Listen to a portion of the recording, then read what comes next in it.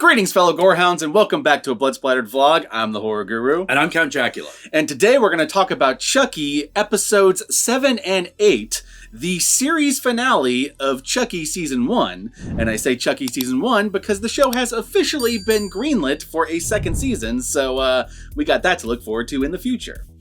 Indeed we do. But it's not that time yet. We still have to talk about these two episodes, and if you've been following our vlogs so far, you know that we have been loving the shit out of this show. That hasn't changed with these last two episodes. Not all. If anything, my love of the show is increased by these last two episodes because they bring everything home, and everything that we've been wondering leading up to these two episodes is finally answered in very satisfactory and fun ways. So all the questions we had, what's Chucky's plan? Yeah. Why is he trying to get these kids to kill each other? All that stuff is answered. What's Tiffany up to? What's Tiffany up to? And does it have anything to do with what the doll Chucky is doing? Because there seems to be some sort of connection, but what is the connection? It all comes together. All of it is answered. And you get in these two episodes, more people die in hilarious ways. You get more Chucky one-liners that are glorious. Yep. This show has the kind of Chucky I like. I love the cackling maniac who's spouting out one-liners Chucky. Well, we're back. Well, yeah, because now it feels like we're back. Yeah. You know, it feels like we're back, and that is kind of an amazing feeling. These two episodes also go just insane. Remember the way like Cult of Chucky went, where it just started going batshit. These two episodes do that as well. Like this. Yeah. If Cult of Chucky was the season finale of the series Child's Play, yeah, then these two episodes are the Cult of Chucky of the the show. Yeah. This is like now. The thing is, they clearly have an idea where they're going for season 2. Oh yeah. Because they tease it at the end. Yeah. They give some teasers there. They get some indications, and they leave some things open for the next season to explore. And I really look forward to seeing. Yeah. Oh God, it got to the end where they fucking teased us. I was like, you motherfuckers, you motherfuckers. They have some moments here where Chucky is just straight up giving us like some like face to face time, like he's the fucking Crypt Keeper. Yeah.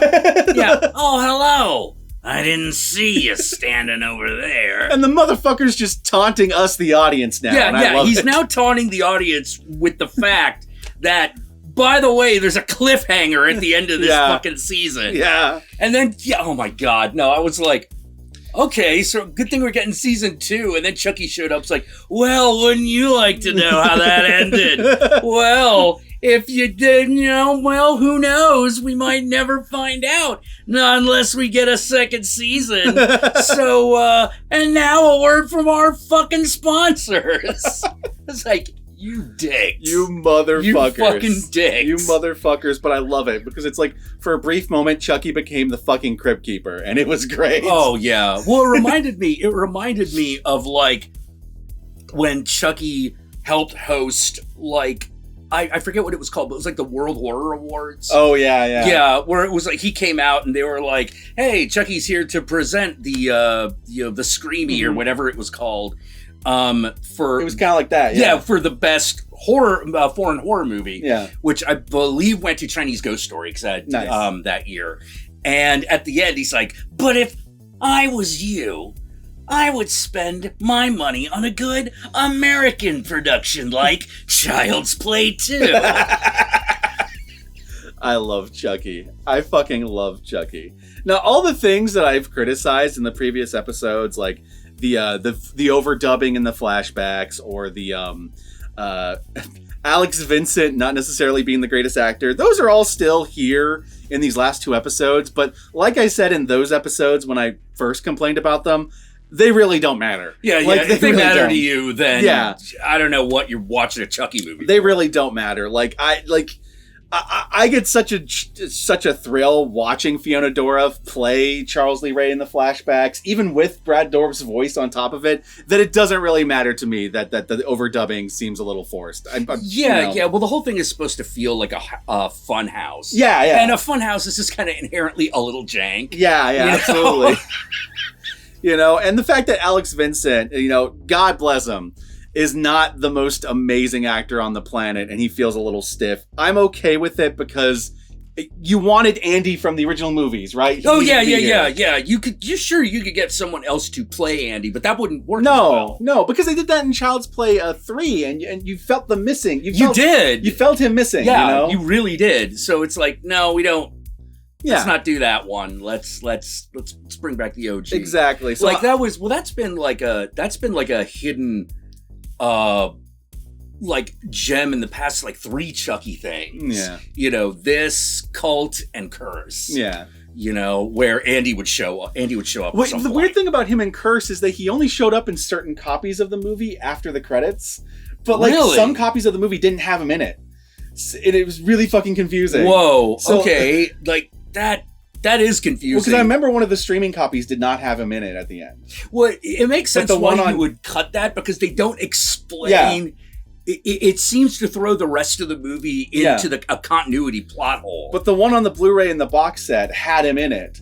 And it was just really confusing. And so, even if you went to download the movie, some copies would be from the streaming version and some would be from the Blu-ray. So some people watch 2 different versions of the movie, one with Andy at the end and one without. One without, yeah. But it wouldn't be until Curse till you were like, oh, now that makes sense. Yeah, because Curse brought you back up to speed, It all, or Cult. Cult brought you back up to speed. Brought you back up to speed. Yeah, but... okay, here's one of the things that I am most amazed at. So let's see, how many Child's Plays have there been? The first 3, then 5. This is and then 2 more. This is the 8th Chucky thing, isn't it?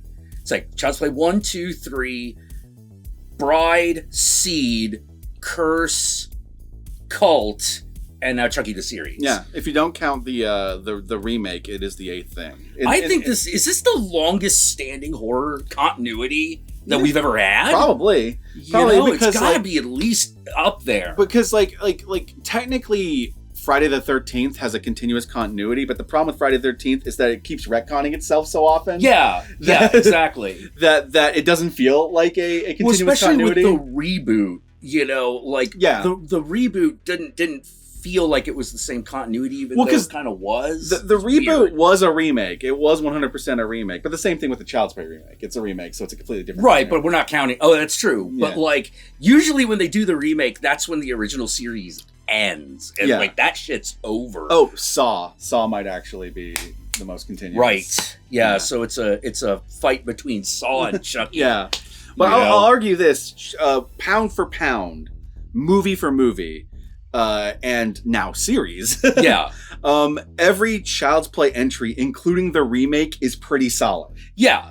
None of them absolutely suck. I think 3 is the low point in terms of story, but it's also the high point in terms of climaxes. It's got some great moments at the end. Yeah, 100%. Yeah, it's kind of like the Maniac Cop 3 of the series. Yeah, but pound for pound, Chucky's a pretty solid series. There's not a single entry that I wouldn't say, nah, go ahead and watch it. I can't say that for Saw. There's some movies in Saw that are pretty bad. There are some movies in Saw that are amazing. Yeah. What was, what was the really bad one that was done a few years ago? Oh, the one just called Jigsaw? That one was pretty disappointing. Oh, man. That one was pretty disappointing. I like Spiral, though. Spiral was great. Yeah. And the same thing with a lot of the other franchises, like Friday the 13th has a lot of great entries, but it also has Goes to Hell. Which, Yeah. And right there. Same thing with Nightmare, and don't even get me started on Hellraiser. Oh, God. Whoa. Yeah. It's really sad when you go, when you watch all the Hellraiser sequels and then just sort of go, Hell on Earth really wasn't that bad. We didn't know how good we had it. Well, it's true. When you watch the later sequels, the ones that have nothing to do with the original 4 movies, you watch the later sequels and they make you feel bad for being so hard on the 3rd one. Yeah. The 4th one's still a mess. Oh, yeah. That's still a complete movie. But at least it was part of the original 4 movies. It's part of the same kind of continuity. Yeah. You're it's not complete shit. Yeah. You're sort of well, that's a bit of a letdown, even after 3, but it could have been worse. The problem, and unfortunately, they then proved that it could be way worse. The problem with the 4th one was that it was completely butchered in post-production, which is unfortunate. There was a movie there, And then it was completely re-edited, restructured, and redone at Weinstein's behest. And it was turned into a mess. Originally, it was a movie that was in chronological order. You started in one time, and you went to the other time, and you went to the other time. That would have made more sense. Yeah. And the wraparound was a full story, not just a wraparound. Like, it was actually, like, thing. And it was like a 3-hour movie. Oh. Weinstein ordered that Pinhead had to come in earlier and did a whole bunch of changes. And so... I'm surprised you actually don't know this. This part I don't know. Well, let me put it this way. Once I got into the Hellraiser sequels, I didn't want to know anything else. Yeah. It's so upsetting. Yeah, the fourth movie, there is a completely different cut of the movie that no one ever saw that is lost. Oh, man. So it's kind of like... yeah. The other thing is they reshot like 75% of the movie or something like that. Like... So there's a completely different movie. Oh, shit. The reason why he was able to put Alan Smithy on it, it was because it was like 75% not his movie. Oh, jeez. That he filmed. So it was like... Who was it who directed that? I forget the guy's name. He actually... I'm pretty sure he was the guy who did the Chucky effect in the first Chucky movie. I'm actually pretty sure like, the connection there. If not him, then he was one of the main effects people on Hellraiser. It's been a while. But anyway, that's Hellraiser. I'm actually surprised that... No, I didn't know that because, like, I watched 4 and that kind of broke my heart. Mm-hmm. And then I was like... And I didn't come around to appreciating it until I saw, like, Deader and shit. Yeah. Where you're just like, oh... this is... I don't know. What was the one? Like, what was the one that was, like, the video game? It was... Oh, yeah. Yeah, like, Hellworld? Hellworld. Like that? Yeah. It's like, it's Hellraiser at a rave, and Lance Henriksen is there, and it sucks. Yeah, it's so bad. Yeah. It sucks, and because you're like, wait, that should all it should work, but it doesn't. Yeah, it doesn't. Yeah, it's like Rave to the Return of the Living Dead. It's because every single one of those Hellraiser sequels past Hellraiser 4 wasn't written to be Hellraiser sequels. They were scripts that Weinstein had lying around, or Weinstein demanded someone, I want a Hellraiser movie like blank, and someone wrote a bad script and then shoehorned Pinhead in it. Well, it's like, the one, God, sorry, I gotta bitch about this for just a minute. The fucking Hellworld one was like, yeah, I need a Hellraiser movie that's like Cry Wolf and The Matrix. Yeah. I hate you. You know, like, who the fuck thought that was a good idea? Yep. I remember a Todd Farmer interview where he was talking about how, like, he was going to write a Hellraiser movie for Weinstein, and Weinstein was just like, all right, can you make he wrote a Hellraiser movie, and then the guy's like, Weinstein's like, this is okay, but can you make it more like Final Destination? So he goes. Oh, this I heard. So he goes and rewrites it to make it like Final Destination.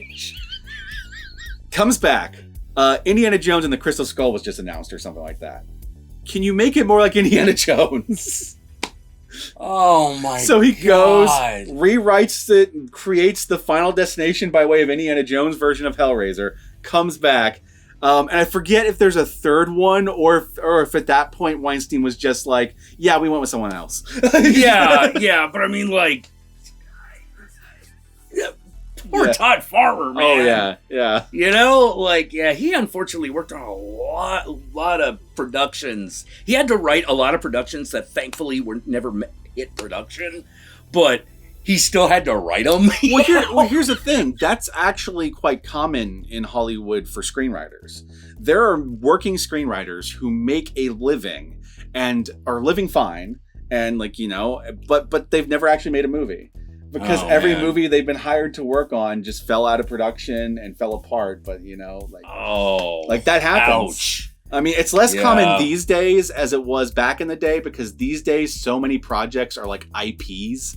They're like, hey, we're gonna hire you to come on and write, like Hellraiser, for example, or something like that, right? Or like a Marvel movie, or like a Marvel movie, and so that motherfucker is coming out. So in a lot of those instances, the projects may fall apart, but by the time they're made, your name might no longer be on them because they went through a million different rewrites. So. Right. You still get paid, though. That's the thing. You still get paid. Hey, if you wrote something for them and you made it, then the Screenwriters Guild will protect you. What I'm saying is, whoever got paid for that Venom script, I'm glad you got your piece of the pie, but holy shit. And speaking of screenwriters, we have just completely derailed this entire vlog. But the Chucky series, it is well written, and I enjoyed the hell it's out of excellent. it. Yeah, and I highly recommend if you haven't been able to watch it yet. I have been informed that the entire series is now currently available on Peacock. So if you're one of the people that got yourself a Peacock subscription, like I did, when Halloween Kills was going to be on it. Yep. Now you have another use for it, because now the Chucky series is going to be on it in its entirety. Yeah. So, this is also the period of the show where Jennifer Tilly goes off. Oh yeah, you get full on it. You get full on Jennifer Tilly. Yeah. Jennifer Tilly doing the Jennifer Tilly thing. You know, it's just like Mom used to say. That's the way Mom used to make it. That's the way Grandma made it. And I think it's worked out pretty well so far. You also get some hilariously iconic moments. Like, I say iconic because you know the image is going to be iconic in the future. Like, when people think about this series. Like, Chucky doing the Ghoulies toilet thing. Oh, from, like, the Ghoulies poster. Yeah, it's the point where Chucky hides in the goddamn toilet. And I'm sitting there going like, okay, I know that right there is a Ghoulies reference, but it's also going to be an iconic image for the show. Oh, yeah, totally. Did Don Mancini work on Ghoulies? No. No? I don't think okay, so. All right. If he did, I'm not aware. Yeah. I just all of a sudden had that question. I was like, wait, I don't think he did. I'm pretty sure he didn't, but if he did, feel free. Yeah, but it's definitely the Ghoulies shot. Yeah. You know, absolutely. Well, they've been like referencing like various movies throughout this entire show. You know. Like, yeah, they have. You know, like there's the entire Cape Queer episode. Oh man, actually, one of the things I really like about the show is the boy romance. Yeah, because every time the couple kiss, you realize how infrequently you actually see that in live action. Not just seeing two guys kiss like that in a romantic context, but two like teen guys, yeah, young, yeah, they're like 17, 18, mm-hmm. You know, you don't see that, but you see like in kids movies, like the girl will kiss the guy. Yeah, They'll be like 12 years old, and they'll get a little peck on the cheek. Yeah, like My Girl. Yeah, you'll see it in those like movies, but you never see it with queer kids. No, you don't. No. And in this one, you do. Yeah, which it's so weird because it's one of those things where I'm it's still so infrequent that every time I see it, I forget that I haven't seen it. Often. And you're like, oh shit! I was like, oh, that just happened. Oh, okay. And that's one thing I really love about this series. Beyond being a huge Chucky fan and a horror fan, is that it's definitely opening up some doors for what queer representation on TV can look like. It's super queer friendly. Yeah, as a series. Yeah. It's super queer friendly as a series. Not to mention, there is a reference to Glenda. Glenda gets another reference in this, and they respect Glenda's pronouns. Well, what Mom does, clearly, Mom Tiffany does. Yeah. That's important to her. You know, her little angel. Yeah. I love this show. This show is great, and I will say this though. I'm gonna be the nitpicker for a second. Okay. There was a point where I realized that I wasn't sure of the rules on how much of one Chucky's memory another Chucky has. Right. Like, how much does like one Chucky remember what happens to another Chucky? Because we'll get to the spoilers when we talk about how this comes into play in the actual these episodes. But if you remember Cult of Chucky, Chucky has spread himself up into multiple bodies. If you've watched the show to this point, there's been multiple different like Chucky bodies that we've seen. Yeah. And there's a question as to which Chucky knows what. The reason why I ask this is because sometimes you have two Chuckies talking together and they inform each other of something that happened to the other one. Right. Like the other one didn't seem to be aware of. But then later on, you'll have one Chucky get killed, and then the other Chucky like continue right where he left off, even though he didn't know what happened with the other Chucky. Right. And I'd be like, how much memory is transferred from one Chucky to another? Is it like dispersed into all the rest when one of them dies? Like, is that what happened? It could be. You know, that would make it much easier to write. I'll tell you that. You know, like I'm wondering if it's that simple. You know? It could be that simple. You know, like that's probably what I would go with, just on the basis of like, look, we're gonna have way too many things to fucking worry about. Well, because you're multiple already Chuckies. Let's not kill ourselves. You're already balancing the weirdness of they're all Chucky, but they're all their own Chucky. Yeah. So you're kind of like, how much of them are the same person? How much of them have kind of grown into their own unique entities? Because you get the impression that the Chucky inside Nika has kind of grown into its own unique entity. Yeah. But like a lot of the doll Chuckies just seem like interchangeable. Yeah, they just seem like classic Charles Lee, right? But if you remember Cult of Chucky, each Chucky had like its own little identity thing going on. So yeah, and they didn't necessarily all know what was going on at the same time. Yeah, you know, like there was that whole that great argument where it's like, who's gonna kill her? I get to. Why? Look at this haircut. Oh, all right. Not you. And so that's a nitpick. It doesn't actually matter, but I found myself wondering, what the rules were for Chucky memories. Yeah. They seem to be working by some sort of internal logic, but the logic that makes sense in my head is because usually when another Chucky would start picking up and like talking like they were the Chucky that was just there, it's after the other Chucky had just died. Yeah. So like maybe the memory's just dispersed once one of them dies. Yeah.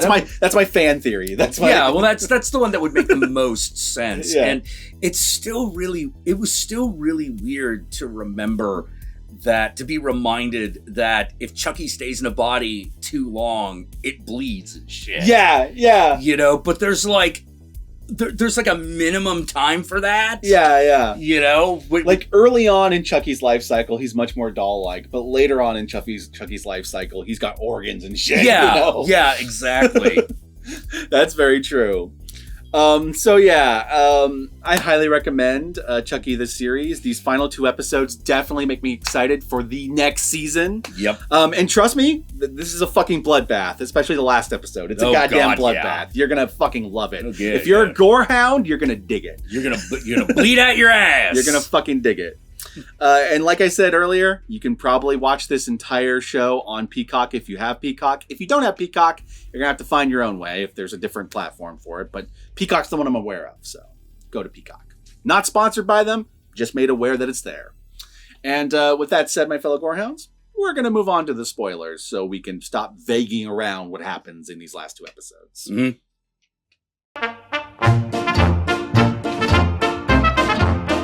All right, so Chucky's big plan is that he's going to split his soul up into 72 different good guy dolls.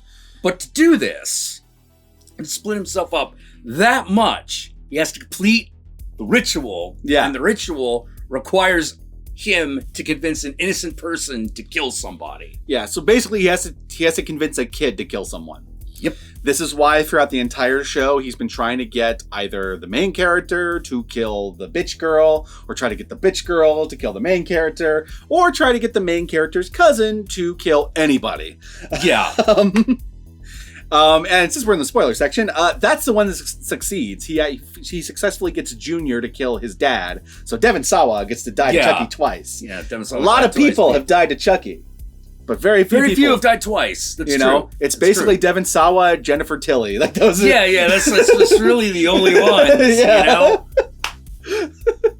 they're the ones that have died to him multiple times. And the thing is given the way that this fucking series goes, if for some reason we just wanted Devon Sawa back because we wanted him back, we could just have him play Devon Sawa. Oh yeah. I half expect in the next season a third twin's gonna show up. Yeah. or like Devon Sawa the actor. Yeah, is like doing something with Jennifer Tilly, because in this reality, Jennifer Tilly is Tiffany. There's an entire scene that reminds you of that, where she like flat out like they're doing like this big charity fundraiser for kids. And like Jennifer Tilly is the special guest celebrity host of the event. And of course, the big plan that Chucky has is once he's dispersed himself into these 72 dolls, he is going to distribute those dolls throughout the country using this charity fundraiser. Yeah. So basically, it'll be an army of Chucky that is going to wreak havoc upon the United States. Now, mind you, even with the cliffhanger of this movie, that army of Chucky is still alive. Yeah. So that army of Chucky something's going to happen with it. I guarantee. Yeah. And we have definitely confirmed that there is both Jennifer Tilly Tiffany and Doll Tiffany. Yes. We've now confirmed that Tiffany is in multiple bodies now. How many? We do not know. We know at least two. Yeah. We know 2, but there's probably more. Probably. There's probably more. A whole bunch of people die at a screening of Frankenstein. Which I like that, because in Bride of Chucky, she was watching Bride of Frankenstein, right? Yeah. And so finally we get a movie in which they're watching Frankenstein. I thought that was cool. Yeah. Or show it was cute. Yeah. You know, it was a nice little touch. You know, and of course it is also during a scene in which they're trying to like Chucky is trying to like fully turn Junior into the little serial killer son that he never had. Yeah. You know, it's basically him trying to do what he did to Glenn and Glenda, but Glenn and Glenda said no, and so does Junior. Junior says fuck no, even though he already killed his dad. Which, by the way, the killing of his dad is probably my favorite kill in the whole series so far, because this is the first time I've seen someone kill. Chucky's beaten to death with the Chucky doll itself. Yeah. So technically, Chucky still kills the dad, even though it's also the son who kills the dad. And it's not just like the doll, it's like Chucky. He's still like, hey, wow, good one. And there's this point where they like slow motion Chucky while he's like being whipped around, and he's like, ah. And I'm like, okay, Chucky's killed a lot of people, but never has someone killed someone with Chucky. And this is This is like fucking someone used the killer, the slasher itself as a weapon. Yeah. It's a first. Many final girls have taken the killer's own weapon and used it. Very few have grabbed the killer themselves and beat another killer with it. Yeah. Oh god, it's so great. It's so fucking great. I also like the fact that they fucking have a nod where the main character is fighting Chucky, you know, and he's like, how are you so strong? You're a fucking doll. It doesn't make sense. You're nothing against the power of Damballa. I also like that they remember, because they've been little hints towards the old voodoo curse that he used in order to get inside the doll. Like the flashback where he's holding the Voodoo for Dummies book. Yeah. But I like at the end that they remind you that no, he uses these voodoo spells. In various movies, he's had different spells for different reasons. And in this one, it is whatever this spell is in order to distribute him into more bodies. Before he could distribute himself into a number of bodies, but there was a limit. Yeah, it was like 5. In order to do that, he had to do this spell in order to remove the limit, so he can be in as many as he fucking wants. Yeah, but the limitation at that point is how many good guy dolls there are. Yep, because he has to be in a similar vessel, except for the spell he did in Cult of Chucky, which allowed him to be in one special vessel. And yeah, I think what the limitation is that the first limitation is that he can only be in dolls that are actually named Chucky.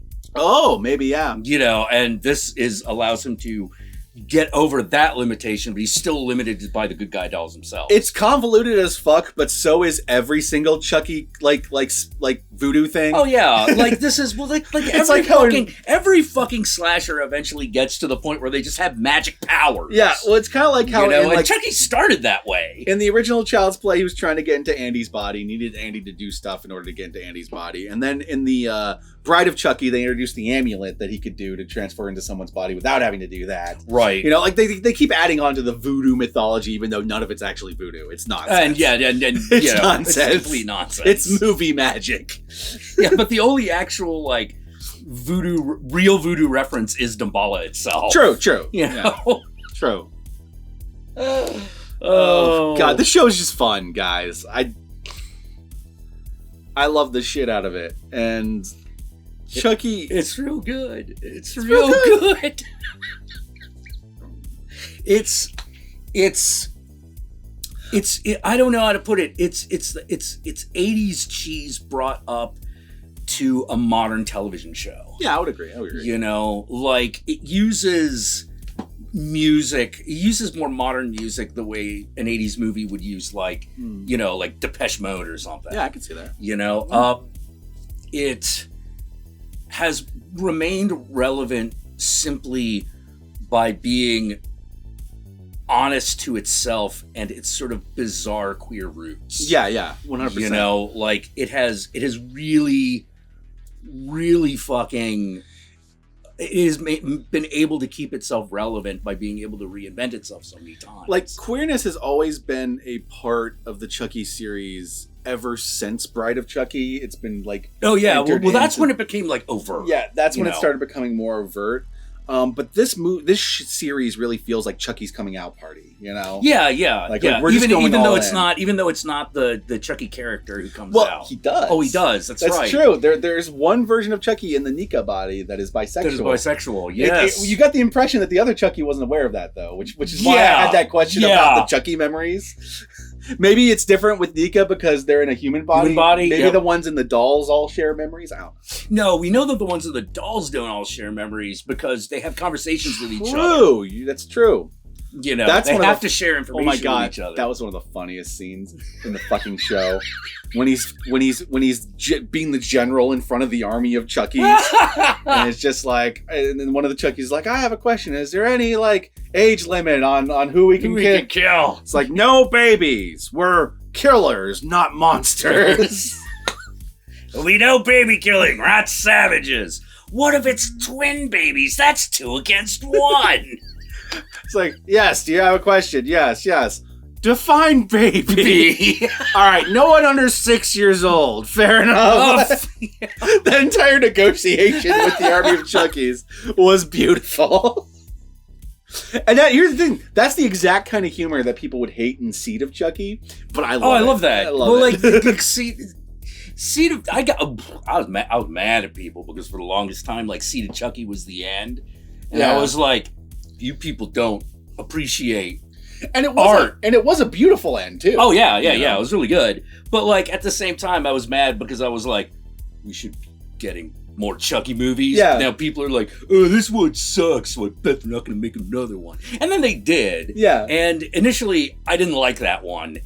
But then when Cult came out, it was like, oh, yeah, there was a plan. I had the same feeling where Cult actually made me like Curse a lot more than I did before. Absolutely. And I would actually recommend watching it in that order. Otherwise, Curse will confuse the shit out of you. I was confused too. Yeah. Because you're like, what's going on? Well, because the thing with Curse, the first time you watch it is you're trying to sit there trying to figure out if it is a reboot, like a complete reboot, like start from scratch. Yeah. Or if it is a sequel. But it keeps like indicating it's a sequel, but then it does things that's confusing. Yeah. You know, and you're like, because like by the end of it, you're like, wait, was that a reboot or a sequel? Yeah. Like, the fuck's going on? It comes together as being a sequel by the end of it, and is clear once you get to Cult of Chucky. Once you get to Cult of Chucky, that's where I know becomes obvious. I know a lot of people like Cult of Chucky less than Curse, but I felt like Cult of Chucky made Curse make more sense to me. Oh, absolutely. Personally. Absolutely.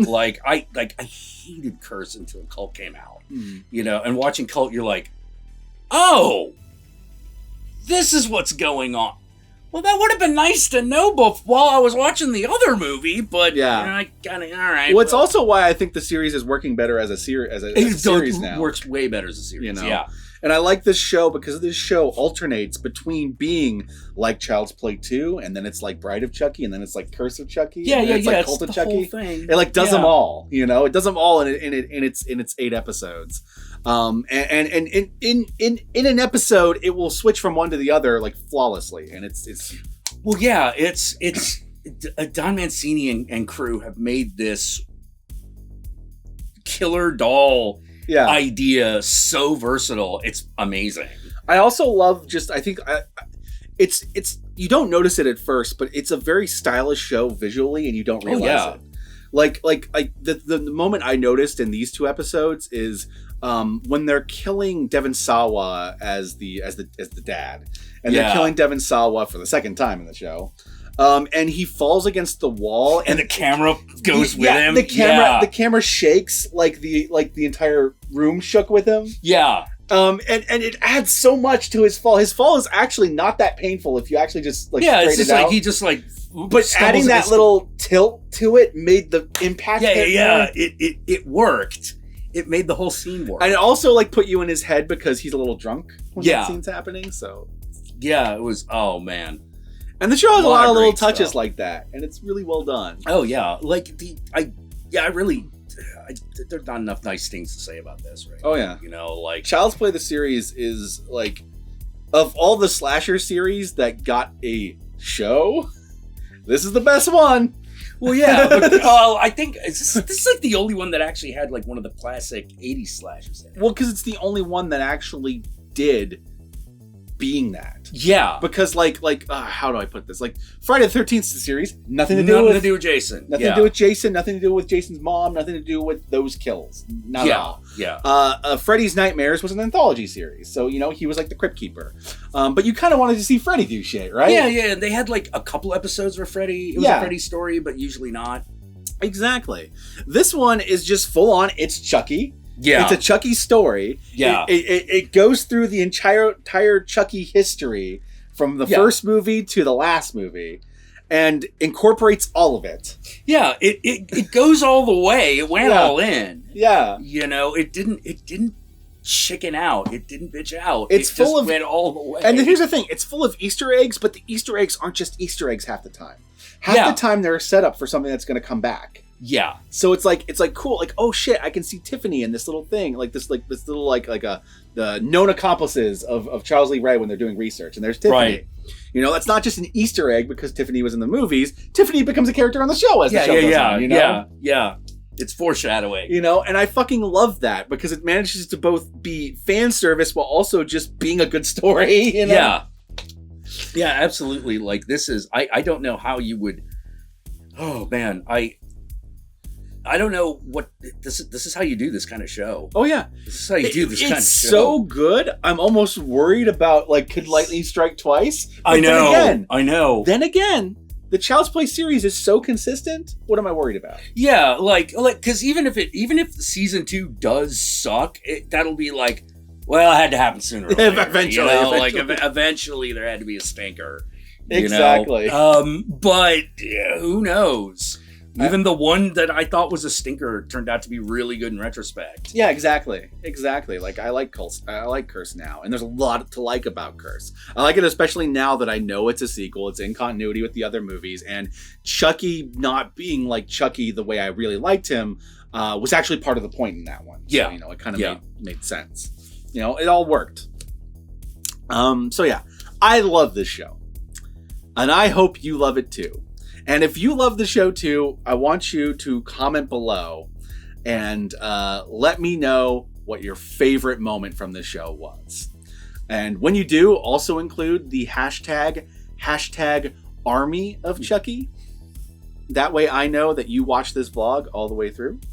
And with that said, where can they find you, Count Jackula? Well, you can find me on Twitch every Thursday and Sunday at 6 p.m. Pacific Standard Time, where I stream and talk about whatever the fuck I want to talk about for about 3 or 4 hours.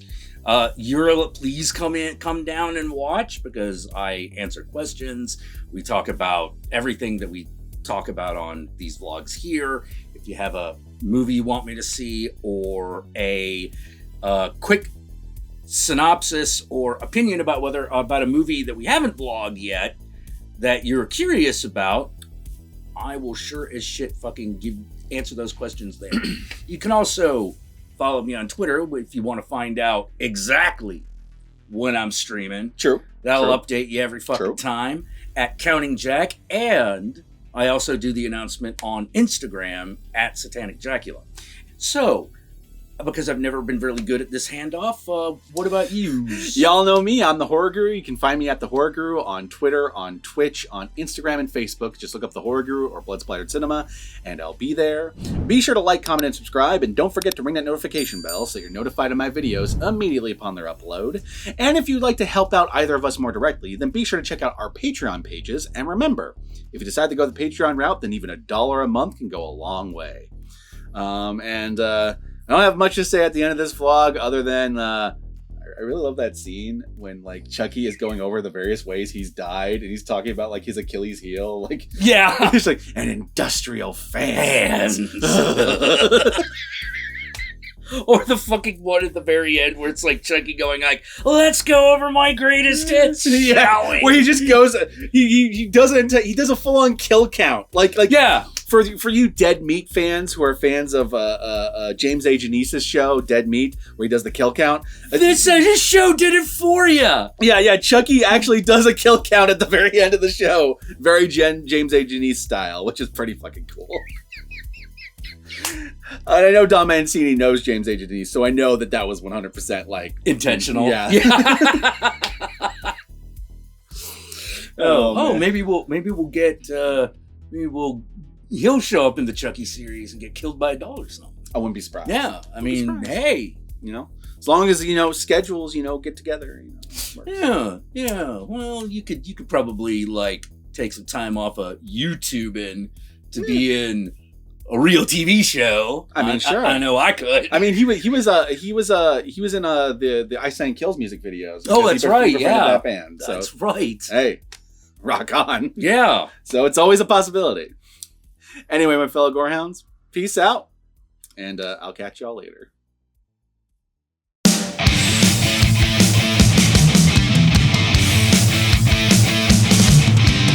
Pull up a chair, deep in the crypt from a blood red chair.